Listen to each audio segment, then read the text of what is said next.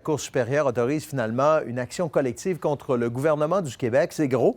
C'est au nom de tous les résidents des CHSLD ou de leurs proches qui ont connu des éclosions de COVID au cours des 2 premières vagues de la pandémie. Au total, c'est 118 CHSLD de la province. Il y en a une vingtaine dans la région qui sont ciblés. On va faire le point avec l'avocat au dossier, l'avocat responsable du recours collectif, Maître Patrick Martin-Ménard. Maître Martin-Ménard, bonsoir. Bonjour. Il y a eu plusieurs enquêtes. Est-ce que c'est pour ça que ça a pris quand même beaucoup de temps, presque 4 ans pour en arriver à cette décision? Oui, donc évidemment, il y a eu la très longue enquête publique menée par la coroner Jeanne Kamel, qui a vraiment fait un travail exhaustif là, pour tenter de comprendre ce qui s'est passé dans cette CHSLD pendant la première vague, de même qu'au niveau national, là, dans la prise de décision au niveau gouvernemental. Parallèlement à ça, donc il y a eu différents incidents procéduraux dans le contexte du recours collectif. Donc de la demande d'autorisation qu'on avait au départ intentée pour viser uniquement le CHSLD Sainte-Dorothée, mais que par la suite, on a étendu, en fait, là, pour viser l'ensemble des CHSLD du Québec dans lesquels il y avait eu une éclosion de COVID. Donc, finalement, l'automne dernier, on a pu avoir là, le débat sur l'autorisation. Ça a duré trois jours d'audience complète à la Cour supérieure et ça a donné lieu au jugement qui a été rendu hier, qui autorise donc l'action collective, mais qui la limite aux CHSLD qui ont connu une éclosion majeure, là, donc une éclosion de 25 ou plus de résidents infectés. Et les gens qui peuvent s'inscrire ne sont pas nécessairement les victimes, c'est-à-dire les victimes au premier chef, les gens qui ont perdu la vie en raison de la COVID-19. Il peut y avoir, puis le requérant principal, sa mère est décédée d'autres choses, même pas de la COVID. Donc, c'est plus large que ceux qui ont été victimes de la COVID comme telle. Ben, c'est ça. En fait, c'est qu'on voulait vraiment prendre en compte l'ensemble du contexte. Okay? C'est pas simplement une question de prévention et de contrôle des infections, de savoir qui a eu la COVID, qui ne l'a pas eu.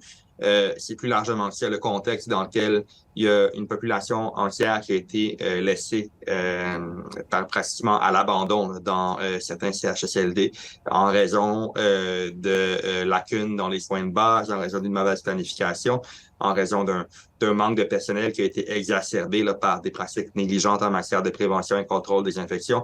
Et tout ça découle à l'origine d'une très mauvaise préparation à la pandémie. C'est pas vrai que la pandémie de 2020 était un orage dans un ciel bleu.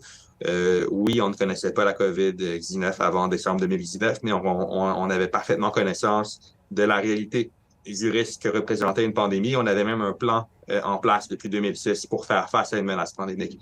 Plan qui n'a pas été mis à jour depuis son adoption en 2006 et qui n'a pas été activé par après là, dans les premiers mois de la pandémie. Votre cabinet a l'expérience dans ce genre de situation-là. Quelles sont les compensations possibles pour les gens? Puis est-ce qu'il y a une espèce de gradation selon la gravité de la situation qui a été subie? Oui, donc il y a des réclamations à la fois pour les victimes directes, donc les résidents, et pour les successions des résidents décédés, et pour les victimes indirectes, donc les conjoints survivants, enfants, petits-enfants, aidants naturels, qui ont pu voir un être cher dans une situation difficile dans un CHSLD affecté par une éclosion majeure. Donc, chacun de ces membres de groupe-là, on réclame pour eux une compensation. Il y a des montants qui sont mentionnés dans la demande. Évidemment, il n'y a aucune garantie ou quoi que ce soit à ces niveaux-là. Donc, en bout de ligne, ça va vraiment être l'issue du recours qui va déterminer les montants auxquels chaque membre du groupe aura droit le cas échéant. Il n'y a évidemment aucune garantie qu'on en vienne à une issue favorable. C'est quand même un dossier qui présente quand même de nombreux éléments de complexité qui vont nécessiter un travail important dans les prochaines années. Maître Martin-Ménard, je veux qu'on se laisse là-dessus. Vous venez de me dire dans les prochaines années.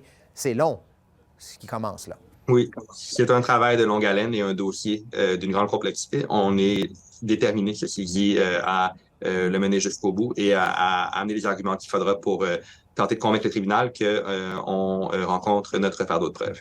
On aura l'occasion assurément de s'en reparler. Maître Martin-Ménard, merci beaucoup. Bonne soirée. Merci.